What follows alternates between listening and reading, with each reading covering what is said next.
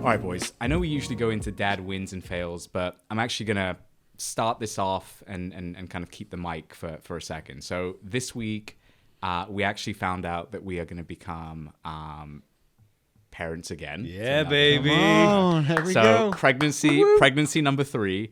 But I do have something to admit. I feel like if this was a group project and if we had, what do we got? We got 17 kids between the three of us. Like, we've definitely got an A, but I've been letting the team down. Like, I feel like you guys are like really carrying me. So I figured, like, in the spirit of efficiency, you know, we decided to have twins. Come on. Yeah, baby. Twins. It's Really? big news. Making the jump. Listen, it's all about Skipping efficiency. line. That's right. Now, Yeah. you twins on her side or your side? I've got twins on my side. So my Okay. first cousins, so my dad's brother, in the same situation, had 2 kids at that point in Okay. time. They were basically like, we'll have one more, and they had twins.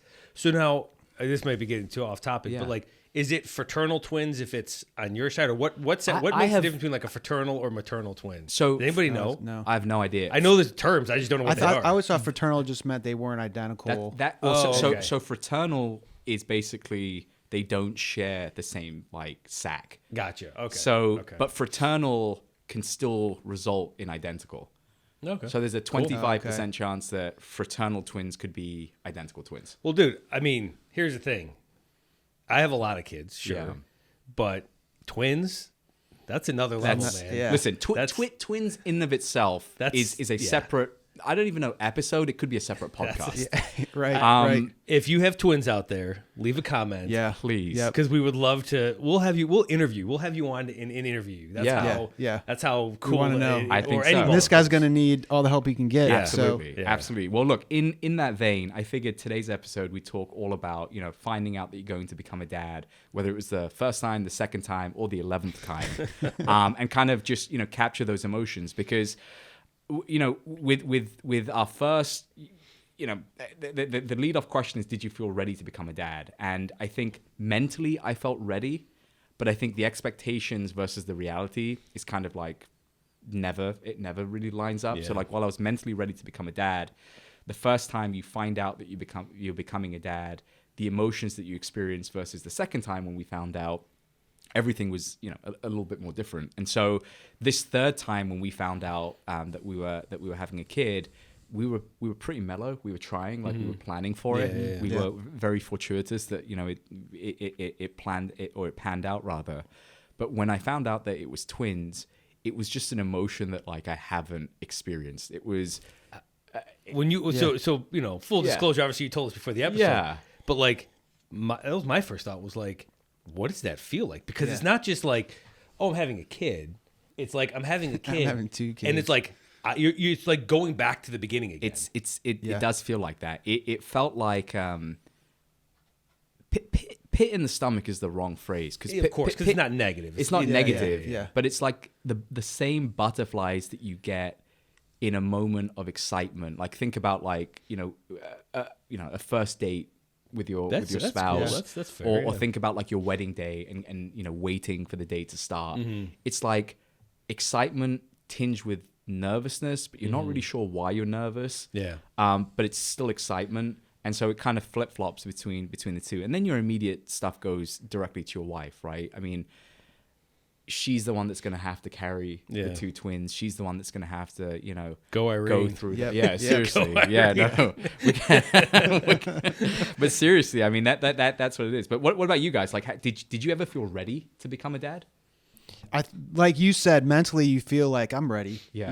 I think it was a point in my life I know I wanted kids. Yeah. We wanted kids. And so I felt ready, but there's so much naivety in that too. Like Yeah.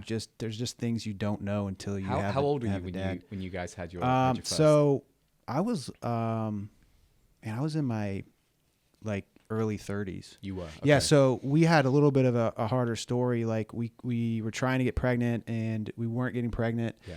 And so it took us 2 years of doing a lot of different things to actually get pregnant the first time. So so we were ecstatic when we found out, but we were trying and planning and it wasn't easy. Yeah. Right. And so that created a different dynamic for us. But yeah, it's one of those things like to your question, are you ready? Yeah, right. You're just like ready to jump in. That's kind of how you feel like. It's like jumping off a cliff. You were way younger than us. We were. So my wife, it was weird. She for some reason thought, she's like, her biggest fear in life was that she wasn't gonna be able to have kids. Okay. Like that was her biggest fear. Yeah. And there was no found. It wasn't like a doctor told her, hey, you can't have kids or anything yeah. like that. It was just for whatever reason, it was her biggest fear. So she was like, we got married. She was 20 and I was 22 when we got married. Wow. So we got married really, really young. Yeah.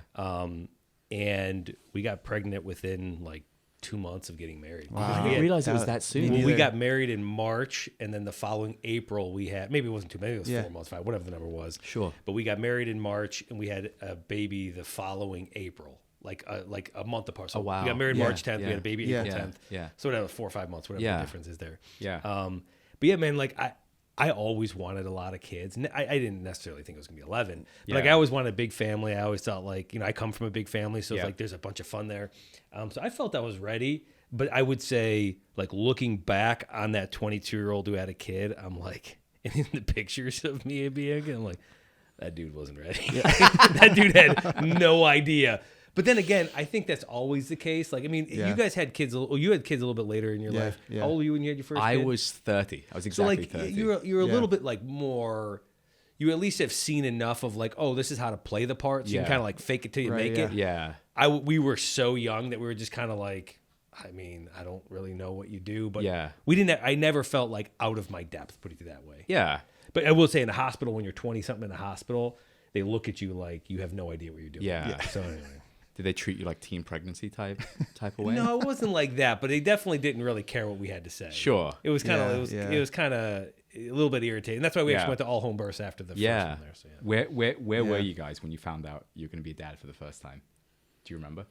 No, I was trying to think about this. No, I don't remember the exact spot. Because again, we were like trying to find out like all the time. So like my wife was constantly peeing on a stick, and you know what I mean. We were like doing that thing all the time. Pause for a second. So, Peeing on a stick is so funny because like your wife will then shove it in your face and be like, "Does this look like a line?" And you're like, and here's the thing, I've been very good. Like I don't really touch them. I'm just like, I don't know. You tell me. just look, and you put your glasses on. Looks down. You know, it's really funny. So like the first time that you have you're having a kid, or you're trying to get like you're actually trying to have a kid. Like you go out and you buy like you're not buying the cheap pregnancy. No, tests. you're buying buying the monostat, whatever. These like $40 tests, whatever. Yeah.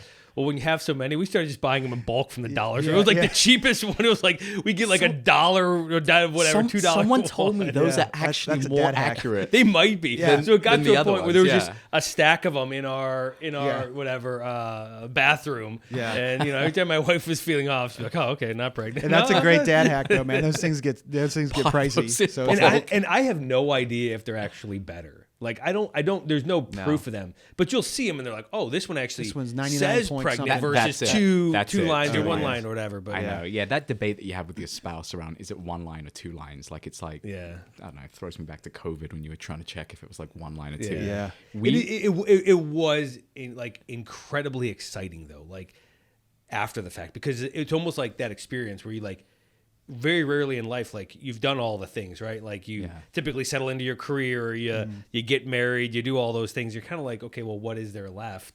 And having your kid for the first time kind of like re-engages all those like Totally. Yeah. those and we'll go into that in a little bit. It's where are you cool. guys at, Naveed, when you found out? Ours was weird. So we were still living in New York at that time, and COVID happened and everything shut down. So we probably in January or Feb of 2020 really sat down and were like, okay, let's kind of map out like what we want like the next 5 to 10 years to look like. And we had basically decided we were going to move out to the suburbs, sort of in the vicinity of like New York City. So we actually were working with a broker at the time. We had started like looking at houses, and we basically were like, okay, Jan, Feb, let's start trying for a kid. And I think if we trace it back, to keep it PG-13, we went to a Celine Dion concert. I was going to say Adele, really? on. Like, No. Celine Dion and Adele, That's right? it. We went to a Celine Dion. Celine did it, Dion. man. Hey, listen. It was She's got the actually- pipes, man. It was She can actually do it. her first show post her Vegas residency. Remember how she had that Vegas yeah. residency for a Yeah. period, and then she got super sick and now doesn't perform anymore. So we went with a couple of friends. It was amazing. So if I kind of look back, I think it was around then. TMI, obviously. Yeah. Did you give yourself a high five like Celine Dion? My heart will go on. I'm surprised you have a kid and your daughter's not named Celine. You know? Seriously, yeah, very true. There's still time. There's still time. But no, COVID happened. Everything shut down. Irene was feeling like a little bit nauseous. She peed on a stick, came back out, said I was pregnant, and I was just like so overcome with like emotion. I just started crying. Just Oh, like, really? Yeah, Okay. Yeah, I did.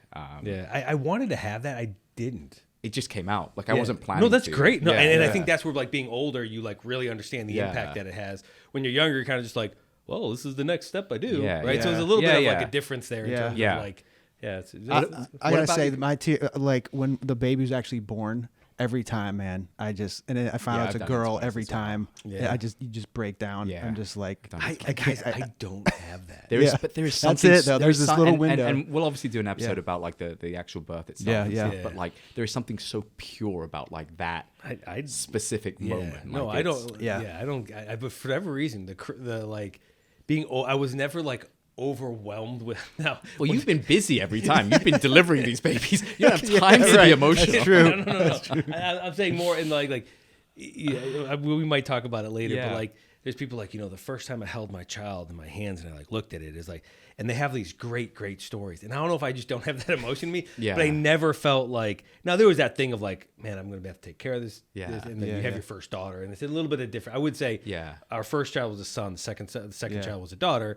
And then when you get your daughter, you do feel a little bit more Yeah. like, okay, I now Yeah. have to be willing to kill. Like Yeah. at any moment, any day, I Well, have to be willing to kill. let's create that magical moment for you. I mean, why don't you come for when the twins are born?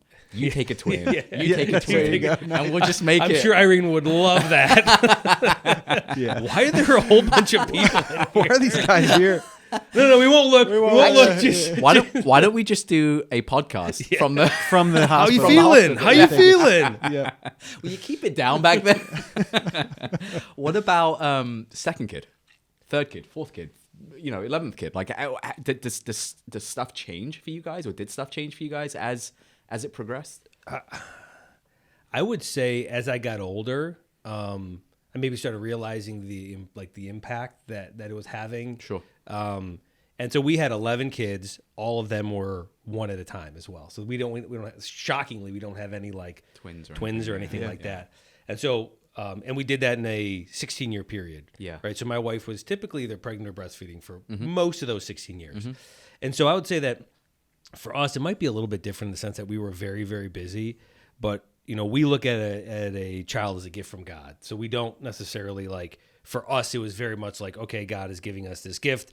And we were very grateful every time, but there was never for me, there was never this emotion of like, I don't know, like like I said before, like I hear people talk about how like this was like changed their world. And it was that, and it just, But did you guys ever sit down with your wives and kind of like contextualize like what this now means for your life? Kid 1, kid 2, kid 3, whatever. And the reason I ask, and let me preface this, is there are 5 or 6 things that, like, if you look at studies, that every dad gets stressed about. Okay, and most of these may seem obvious, but the most or the primary stressor that like a dad has is financial readiness. Sure. With the costs of raising a kid. Then there's this notion of changing of your identity. So you've gone from like being a couple or whatever to now being a dad. The next one is work-life balance. So this struggle and this notion of being present for your kids. Then it's the relationship shift. And we spent an episode talking about like, date nights and stuff like that, but the relationship shift between yourself and your partner. And then the last one, which probably doesn't get talked about, that much, is just your competence as a father, whether you will be a strong father. And maybe you're looking at like your previous relationship with your dad and trying to think through. Yeah. So kind of thinking through those 5 or 6 things that I've listed, did any of those things like come to mind when you guys found out you were being a dad? Like, did the financial piece come up? Did the competence piece come up? Did how is this going to fit around like my work life? Did any of that come up for you guys? I feel like before, not really. It was more after we started having kids that we started, because then you're living in the reality of that. Yep. I think before you could think about it as much as you want, but until like you're supporting another little human, living at your house. Yeah. Like you realize like, oh, I thought I could do this, but it's just not going to be feasible, right? Like I'm going to have to change. I'm going to have to flip some things around so that we can make this work. So I feel like it was more post is a good than it was before. It. Yeah, because you don't realize like most of it's just kind of numbers on a page. How much do you think? Forget college. How much do you think it costs in America right now to raise a kid from the age of 0 to 18? So not inclusive of college. I think I've seen this metric before. Is it like $200,000 or something like that? What do you I think? was gonna guess a couple like around that at least. So in 2015, it was close to 200,000. In 2025, that number has gone up to $297,000. Gosh, and that's 11 times 300. You heard about work-life balance over here?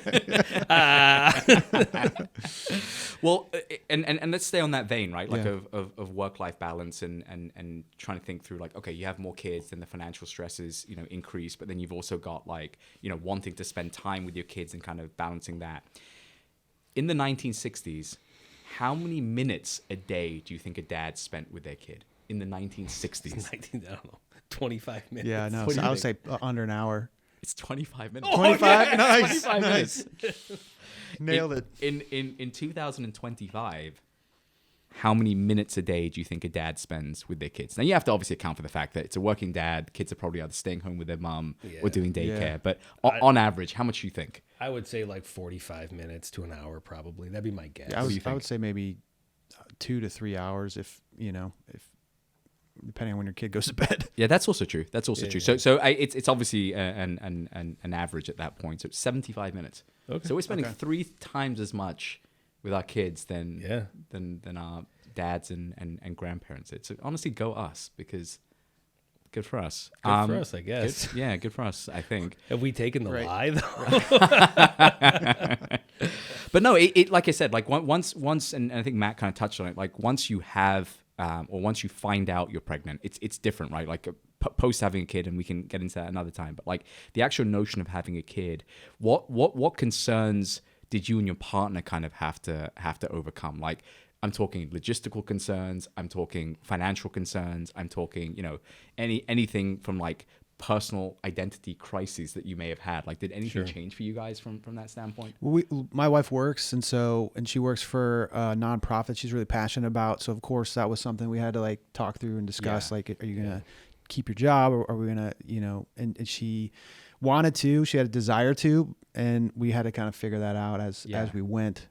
Which, she's actually been able to do that. Yeah. Thanks to their flexibility as well as her flexibility.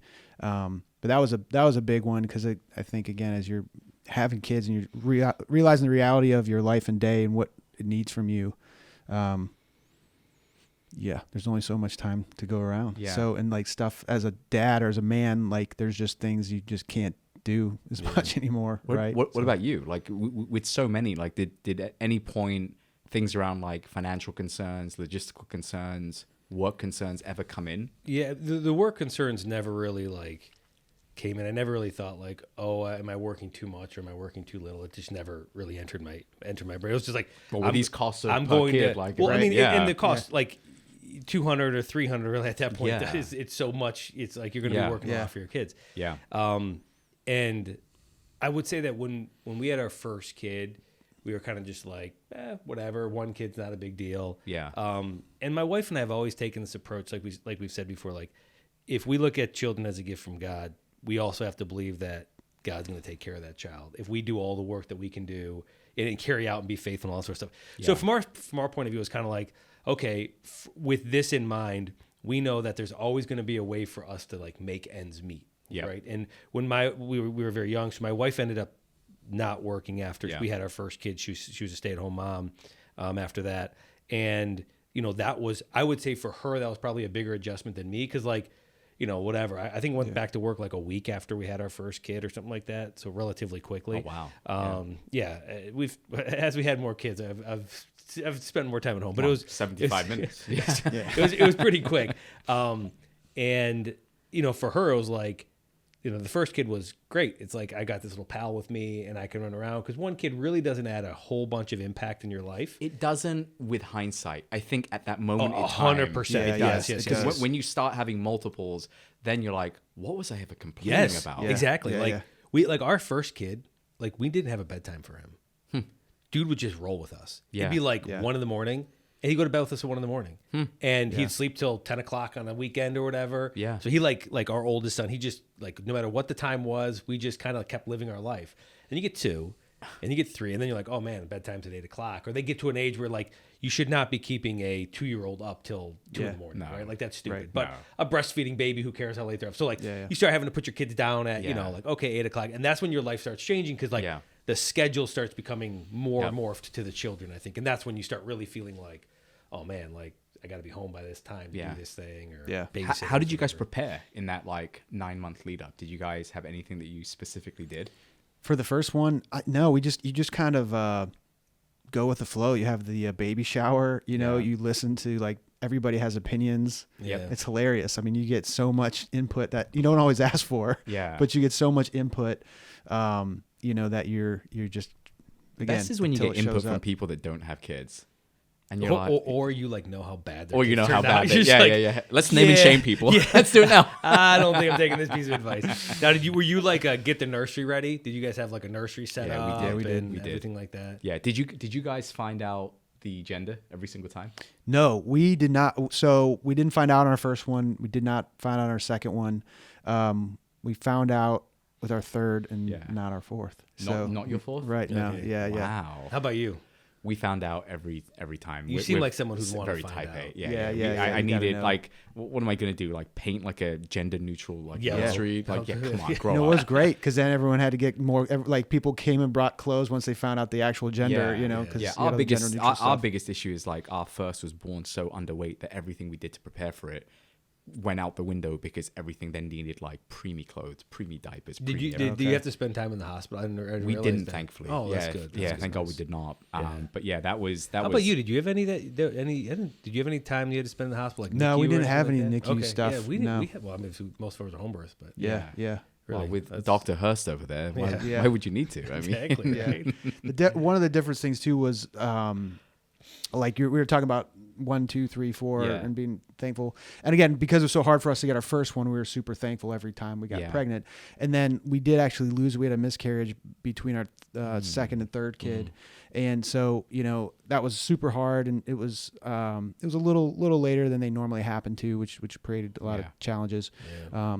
But then again, like when we were able to start trying again, we got pregnant like almost immediately again, which was awesome.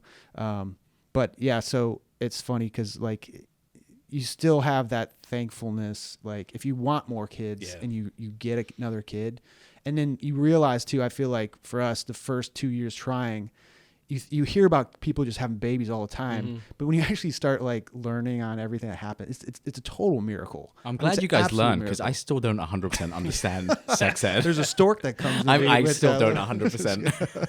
Well, actually, here's another pivot for you guys. How do you tell your kids? How have you typically told your kids about like the pregnancy? How have you told your kids? Pregnancy I mean, and because me, we've got a way to. But how we don't have really any special thing. Yeah. Like Okay. we just tell them. Yeah. We Hey, probably what do did. you do? No, there's nothing necessarily special. It's just like it got to such a rhythm that it was like an expectation for our kids. Like they would just start sensing it. Oh, mom's getting tired, whatever. And They then, know. Anna They would know. take a test and be like, hey guys, guess what? You're going to have Well, with another the 27 sibling." boxes of pregnancy tests that you guys have lying around. Like it was like a dispenser. The Oh, yeah, the yeah. fragrance Put or the like a condom dispensers diamond in the and guy. just- Yeah. We have one of those in our It's like a bathroom. gumball machine. It like comes off. That's great. I would also kind of categorize it and say that like once you also have like a kid or like other kids like in the mix, they tend to, or you tend to then view them older than they actually are. Oh, 100%. If that makes Yeah, sense. for So sure. like even a recent trip that we did, sidetrack, but my oldest, it felt like she was able to help us like throughout the airport and things like that. So now that we are expecting twins, my youngest suddenly seems older to me. Like suddenly, like you're thinking and you're looking at a 2-year-old going like, you're gonna have to grow up pretty quick. Like you're gonna have to Yeah. figure. And what we've seen, so like we're very confident that we've reached the end of our like natural children, and it's kind of funny because like every kid prior, when we had the next kid, it was like they immediately matured. Like we had the baby and the kid matured. And I'm not saying they didn't like get, you know, crabby with mom and want more mommy time because, you know, they feel that natural bond somewhat changing, but they would all of a sudden become like mature in a different way. And so your youngest will automatically become more mature. But what's funny is like our youngest, you can tell like that jump isn't being forced in any way. So he's like, there's a good chance he stays more like, oh, I can kind of do whatever I want, whenever I want, as opposed to having like, there is like timing and authoritative stuff that happens when you have more discipline in your life. Yeah. Whereas being the youngest is kind of like everybody, he's now got 10 siblings and all oh, do you need this? Do you need this? Do you need this? As opposed to when you have the next kid, who cares about that kid? Yeah. What about, I was going to ask, what about, like control, right? So like helicopter parents. So before you have, I feel like your first one, you want to control so much of the environment and so much. If I can share on that one, the very first time, so when we had our eldest, because she was so underweight, like she really struggled to like breastfeed. But my wife was like really adamant to like still give like breast milk. So you're doing like the pumping and the express and all that kind of stuff. But we were so neurotic that we used to have like a pen and paper on our bedside table, and we were writing down like how much like the first kid was like drinking, and because it was like because then suddenly you had like a 4 pound something baby, because they lose whatever in their first you know couple of weeks. So we were really sort of neurotic about all of that. Then there's the other dad thing that you do where when they're sleeping, you're like hovering over them, checking to see if they're breathing. And you kind of poke them a couple of times just to make sure like they're moving. Put your finger under their nose. Yeah. You get like a mirror and you're like, okay, it's fogging up. But the second time you don't do any of that stuff. That's what I was going to ask. So did that change for you the second time? We didn't track what like was being done in terms of drinking. We barely tracked like what the naps were, and that's also because you've also got like another human being in the house. Yeah. And we were just so much more go with the flow. But you can also kind of tell that with the personality traits of the kids a little bit, because like the eldest needs like, you know, a perfectly dark room with a sound machine and all of that stuff, and that's just indicative of like what we did like as parents the first time. But the second time it's just a lot more sort of go with the flow, and I'm assuming the more you have, the more that kind of jives as you move forward as well. But I think like you said, like it's also your perspective. We had one child, I think like our fourth child, where her heart would, I don't know what would happen. Like it would like stop, like just, oh wow. I don't remember the exact issue with it, but it would go, get out of rhythm. And then just like, arrhythmia type thing. I don't know exactly what it was, but we'd have to like, kind of like, you don't slap her in the face, but you almost have to like shake it, do like sternal stim to kind of like get her back into rhythm. Yeah. And so like we had this pad that she would sleep on.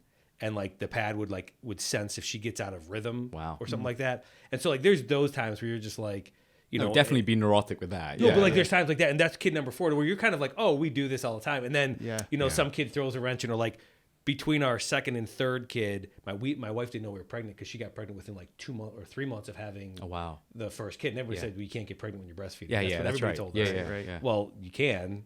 You've done it many times. But they're born like they're Irish twins, so they're born at like literally a year apart. But so she was like Vivi, or my second daughter, she would just like cry. And we're like, what is her problem? Like, and so we took her to all these doctors, and doctors were like, well, we don't really know. Like, there's nothing. And what we end up finding out is, you know, when you get pregnant, you typically stop producing breast milk.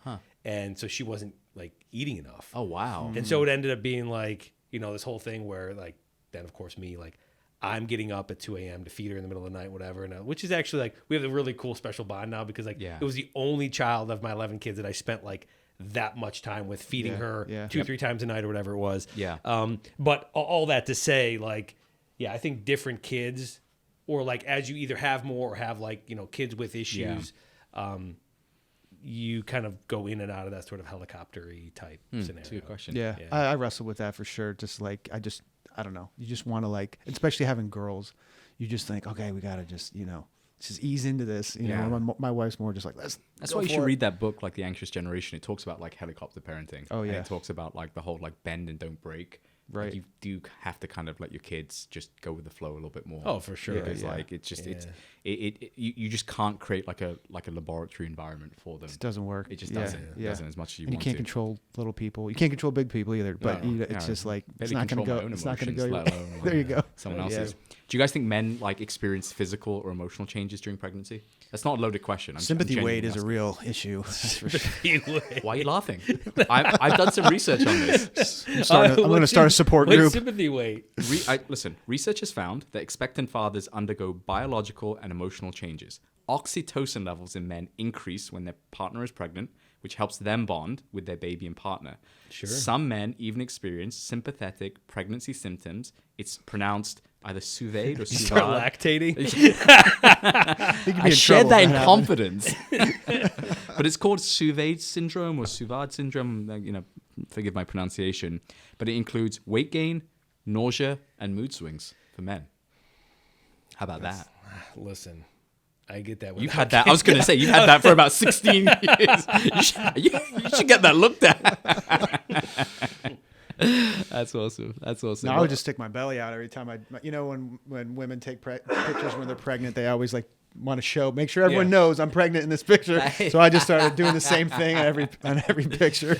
I will say, like, a little bit off topic, but like I do enjoy like, when your wife's pregnancy cravings start like kicking in, because then it's like guilt-free, whatever. Did you guys like my wife's craving was spicy? Almost every single time. No, that's like super boring, right? No, it's not even boring. I'm just not like a big spicy guy. But so we were making very little when we had our first kid. Just like completely off topic. Yeah. We were not like we were very, very little as a family. Yeah. And so we ate spaghetti and like pretty much every single night. Yeah. And so she would make this spaghetti sauce. I kid you not. It was so freaking spicy. Like I'd eat 2 bites of it. And I love spaghetti. It's like my favorite. Yeah. I'd eat 2 bites of it and just be like, I can't do this. And she'd be like, "Oh my gosh, this is the best! I keep making this better and better." It kept getting spicier and spicier. and so real quick, not to get too far off topic, but so the night before she goes into labor, she ends up eating like whatever left over. She ends up eating it like 2 a.m, goes right into labor. Spicy, yeah. So like when she gets back on her feet, whatever it was, 3-4 weeks later, she makes the same spicy spaghetti. She eats like 2 bites of it. She's like, "Oh my gosh, I must have done something wrong." I'm like, "No, this is what you've been doing for 8-9 months. Like this is what I've been experiencing." Did you tell her, or were you just like keeping quiet and pounding it down? No, I'd eat like just a little bit of it and just be like, "I'm done. Like I can't eat it." Like I'd go wash it off or like dilute it down or something. How could he eat it? He was going through Suvaid syndrome. That's right. His nausea and mood swings and all that stuff.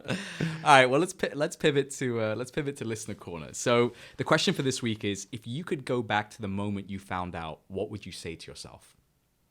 And I'm happy to start this. Go ahead. Yeah. Go ahead, Naveed. Start us off. I would say no one knows what they're doing. Don't let any dad out there convince you otherwise. Don't let anyone out there and you kind of touched on it, like the fake it till you make it. Everyone's doing that in every aspect of their life. The older I get, the more I realize everybody does it constantly. And I think that the biggest thing I'd say, and actually my wife and I were very good about this, is being very honest about what we're going through. So every single person lies and says, "Oh, my baby sleeps great." Every person lies and says, "My baby eats great." Every person lies and says like, "Oh, I'm not tired." We did the complete opposite. We were like, "Yeah, we're super tired. She has colic. Like we've been up from 12 to 4."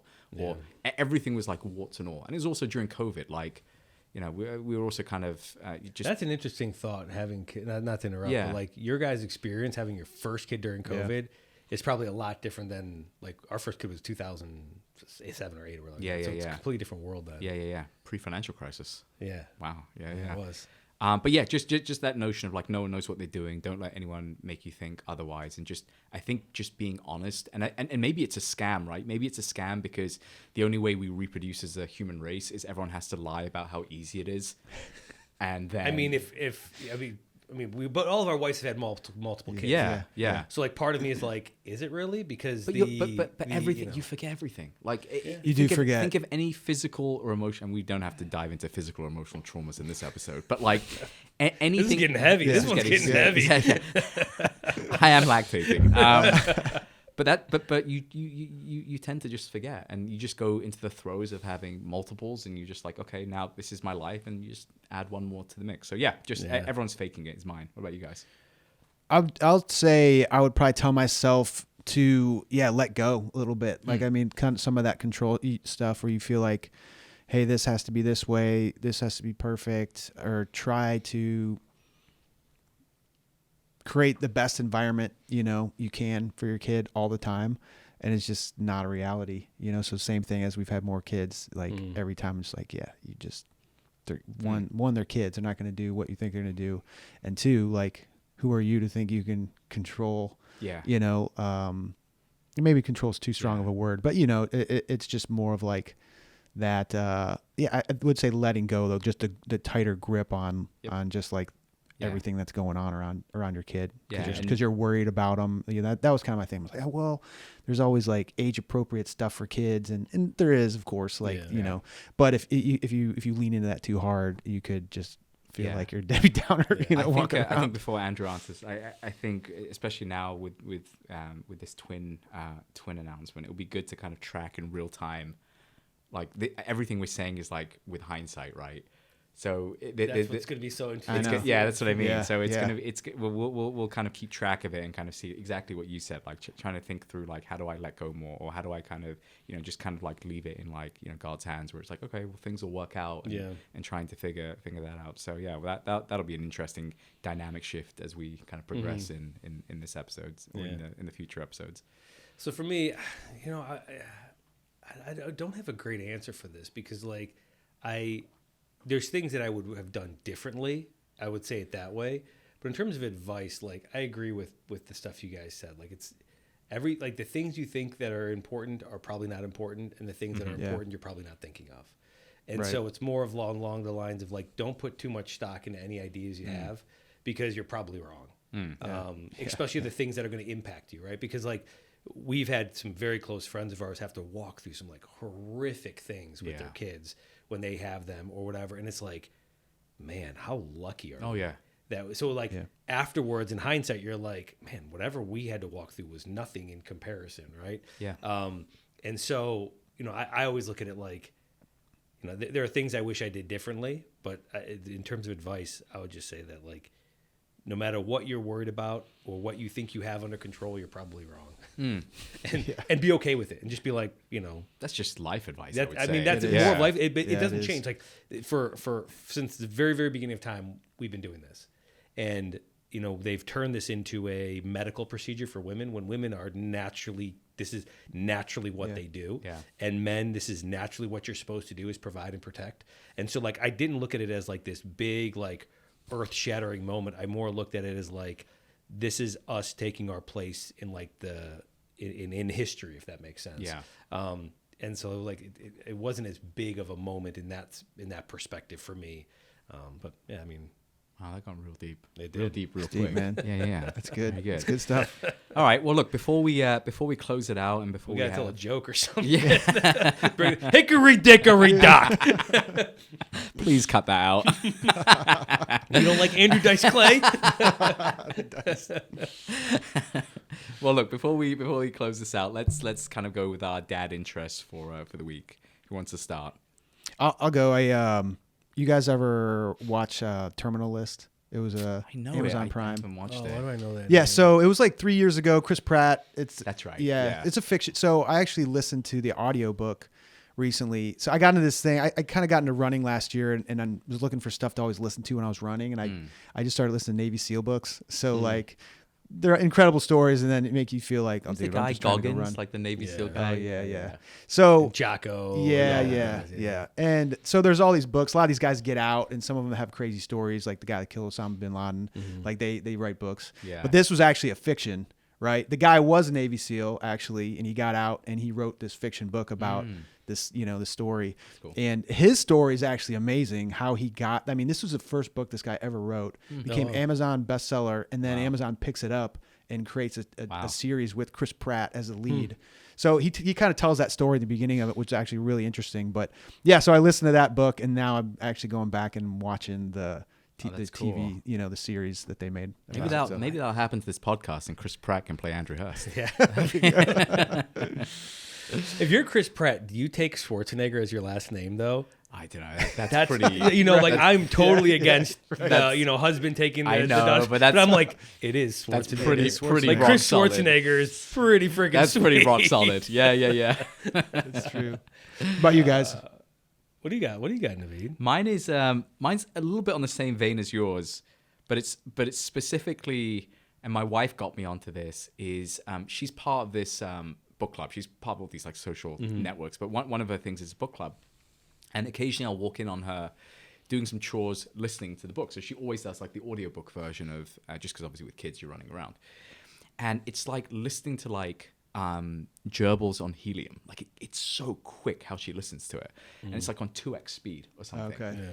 And I was like, how are you even taking in what you're listening to? She's like, ear just becomes like accustomed to it. And she's like, these are 7-8 hour audiobooks. And I can just get through them in half the time. And it was just like, huh.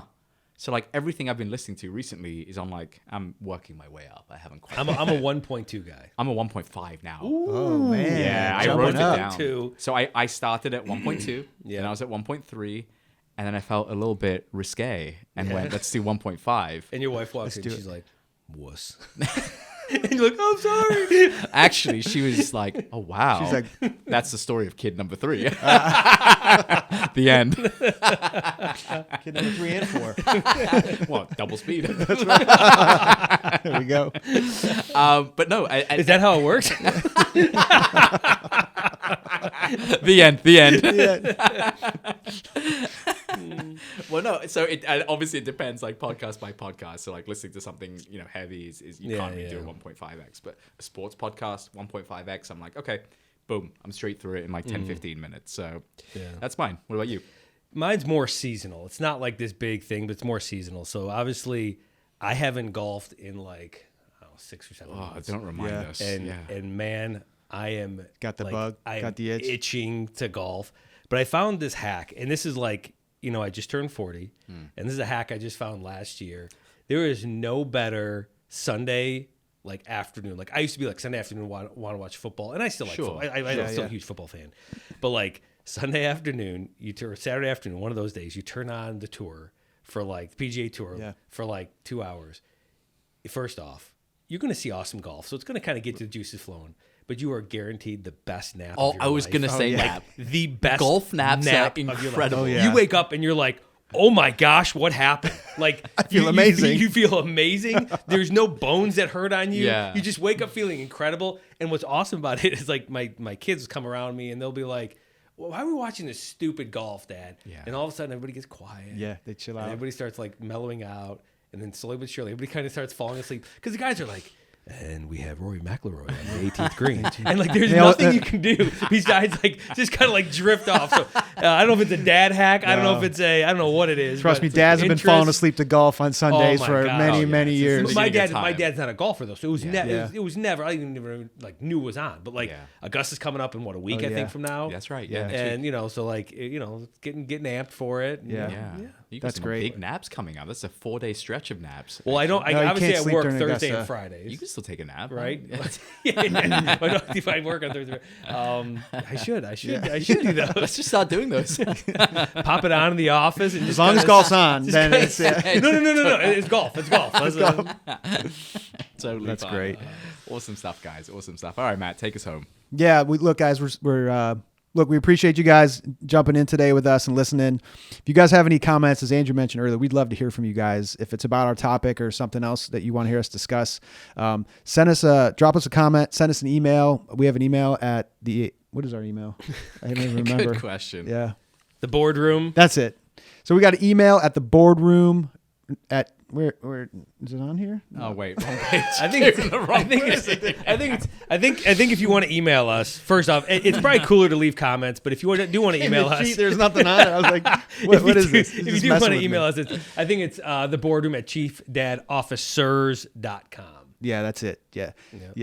The boardroom at chiefdadofficers.com. I got you. Yeah. Thanks, guys. All right.